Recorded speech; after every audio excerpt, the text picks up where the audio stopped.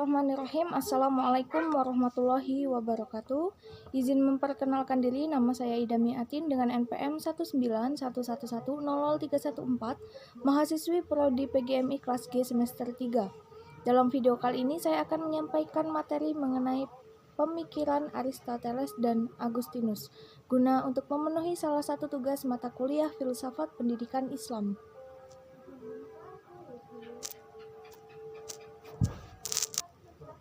Yang pertama, Aristoteles. Aristoteles dilahirkan di Stegeria, Yunani Utara, anak seorang dokter pribadi Raja Makedonia. Dan ketika berumur 18 tahun, ia dikirim ke Athena untuk belajar pada Plato. Ia belajar pada Plato selama 20 tahun. Ketika Plato meninggal dunia, Aristoteles mendirikan sekolah di Assos atau Asia Kecil. Aristoteles memiliki kecenderungan berpikir saintifik, tampak dari pandangan-pandangan filsafatnya yang sistematis dan banyak menggunakan metode empiris. Dan pandangan filsafatnya lebih mengarah kepada hal-hal yang konkret. Dia juga pernah menjadi guru dari seorang jenderal terkenal yaitu Alexander Agung. Aristoteles memiliki karya luar biasa adalah filsafat etika, negara, logika, dan metafisika. Di dalam dunia filsafat, Aristoteles dikenal sebagai bapak logika. Logika Aristoteles dikenal sebagai logika tradisional dan sebagai pengantar pada logika modern. Logika tradisional di sini disebut dengan logika formal, sedangkan bagi kaum santri dikenal dengan sebutan ilmu mantik.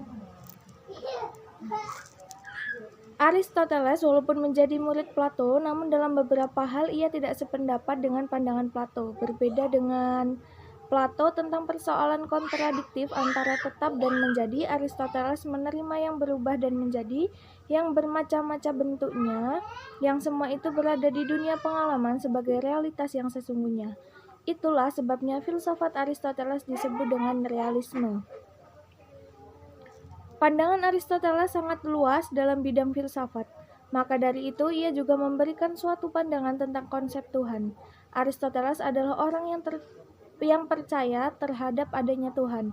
Baginya, bukti adanya Tuhan ialah bahwa Tuhan adalah penyebab utama adanya gerak atau first cause of motion. Sedangkan pandangannya mengenai etika, Aristoteles mengatakan bahwa etika adalah sarana untuk mencapai kebahagiaan dan sebagai barang tertinggi dalam kehidupan. Etika juga dapat mendidik manusia supaya memiliki sikap yang pantas dalam segala perbuatan.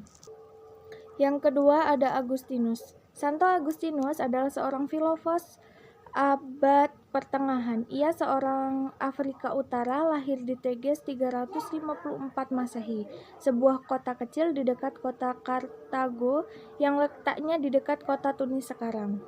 Sebagai seorang muda, ia tertarik pada aliran Manikeisme, suatu aliran berasal dari Persia yang ajarannya dualistik. Aliran ini menyatakan bahwa realita terdiri atas dua prinsip dasar, yang baik yaitu cahaya, Allah atau roh, dan yang jahat, kegelapan atau materi. Santo Agustinus sekaligus seorang filosof dan teolog. Ia menjadi sintesis antara rasionalitas Yunani dan Imam Kristiani. Meskipun Imam Kristiani dan refleksi filosofis menyatu secara tak terpisahkan dalam Santo Agustinus, apa yang ditulisnya bukan hanya penting bagi teologi Kristiani, melainkan juga merupakan sumbangan besar kepada pemikiran murni filosofis melampaui umat seimannya. Dalam pemikirannya tentang etika, Santo Agustinus sama sekali tidak menyinggung tentang filsafat perennial, namun pemikiran etikanya yang mendasar pada perintah ilahi dan penyatuan manusia dengan Tuhan melalui cinta membawa pada visi perennial. Untuk itu, dalam menganalisis pemikiran perennialisme etika Santo Agustinus, penulis mengambil rumusan Aldous Huxley sebagai kerangka acuan untuk menjabarkan konsep-konsep dasar filsafat perennial ini, yang saya kutip dari buku Emmanuel Wora bahwa Huxley menyebutkan 3 konsep dasar filsafat perennial, yakni metafisika yang mencoba mengenal suatu realitas ilahi yang sangat substansial bagi dunia material, kehidupan dan pikiran. Psikologi, yang mencoba menemukan di dalam jiwa manusia sesuatu yang mirip, bahkan identik dengan realitas ilahi.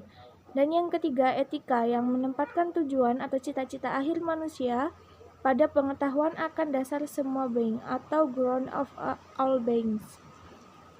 Baik, sekian yang dapat saya sampaikan. Atas segala kekurangan saya mohon maaf. Saya akhiri. Wassalamualaikum warahmatullahi wabarakatuh.